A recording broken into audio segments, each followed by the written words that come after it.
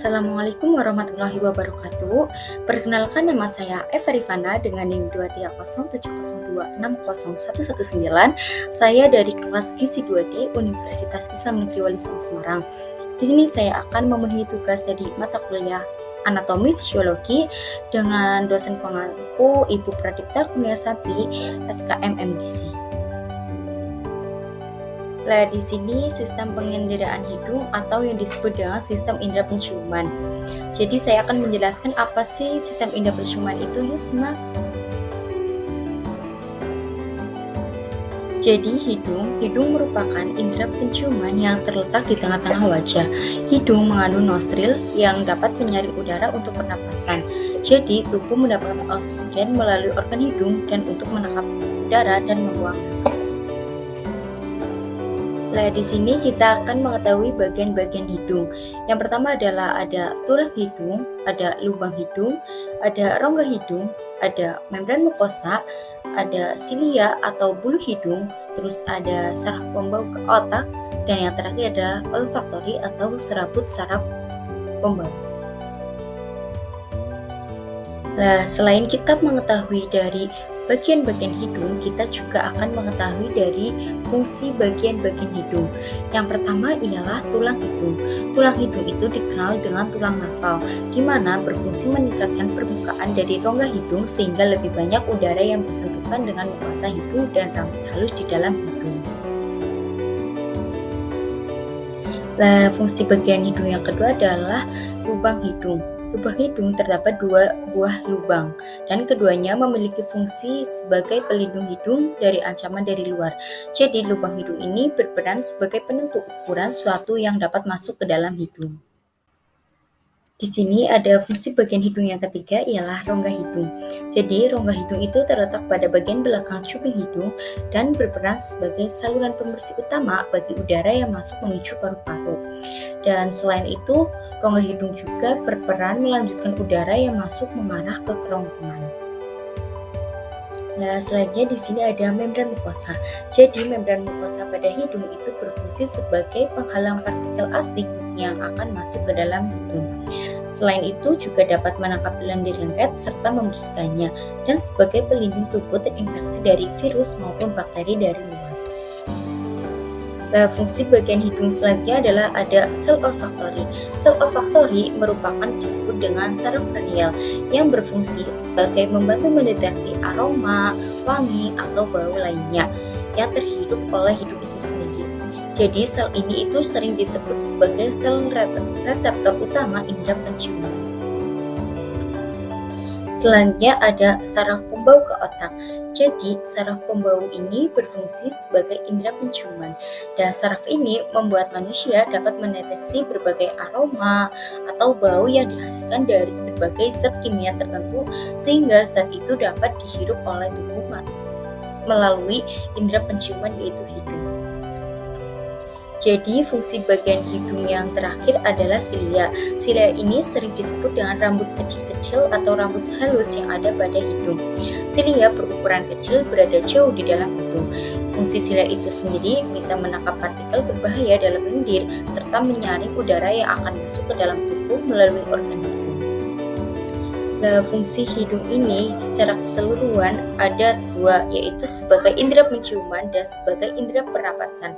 Kalau fungsi hidung sebagai indera penciuman itu, seseorang dapat mencium setiap aroma, bau dengan indera hidung. Fungsinya adalah untuk mengirim informasi penciuman ke otak.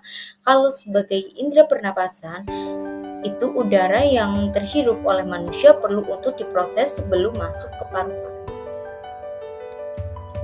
Selain kita mengetahui bagian-bagian hidung, fungsi dari bagian hidung, kita juga akan mengetahui bagaimana cara kerja hidung itu sendiri.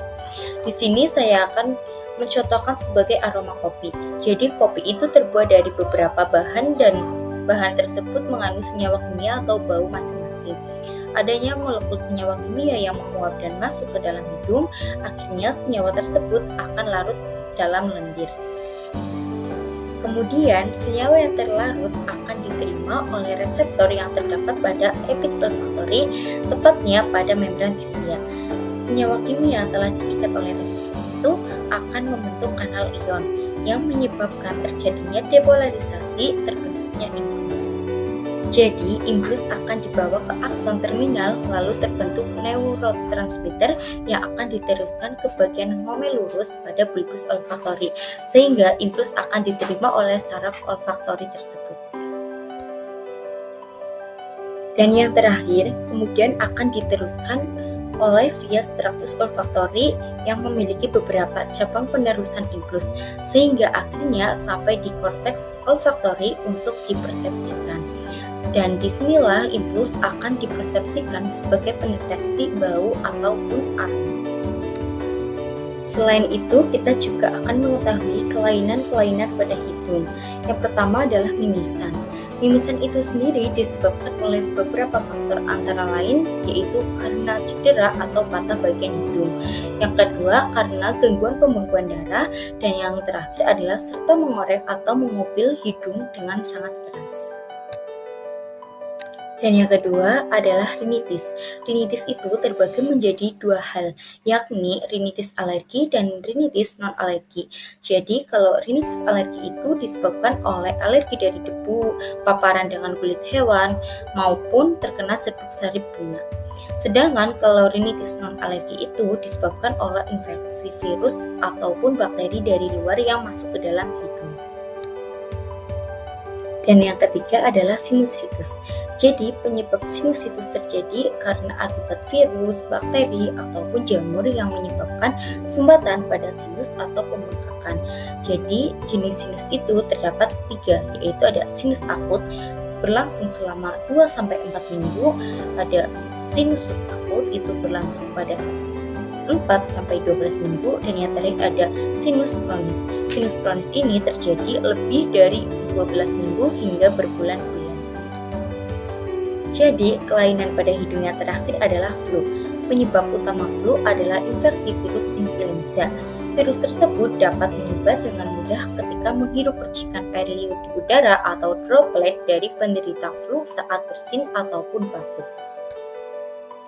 Nah, di sini kita akan mengetahui bagaimana tata cara untuk menjaga kesehatan hidung. Yuk, simak. Yang pertama ialah jauhi polutan dan zat yang dapat merangsang hidung. Ini seperti asap rokok, polusi, serta debu. Karena ketiga zat tersebut itu dapat merangsang hidung sehingga kesehatan hidung dapat terganggu. Yang kedua ialah mengonsumsi banyak air putih. Karena air putih dapat mempengaruhi kinerja hidung dalam memproses lendir di dalam hidung. Sehingga lendir yang kita keluarkan itu dapat dikatakan dengan normal apabila konsumsi air putih di dalam tubuh itu cukup. Cara yang ketiga ialah menjaga hidung agar selalu lembab. Karena hawa-hawa yang kering atau yang tidak lembab dapat merangsang tumbuhnya bakteri sehingga dapat menimbulkan penyakit hidung yang biasanya itu seperti mimisan, di mana mimisan itu sering terjadi apabila hidung itu hawanya itu kering dan tidak lembab. Dan yang terakhir ialah senantiasa menjaga kebersihan hidung, karena di mana hidungnya kotor dapat memudahkan bakteri maupun virus masuk ke dalam hidung sehingga kita dapat terkena berbagai masalah atau penyakit yang disebabkan oleh virus maupun bakteri tersebut.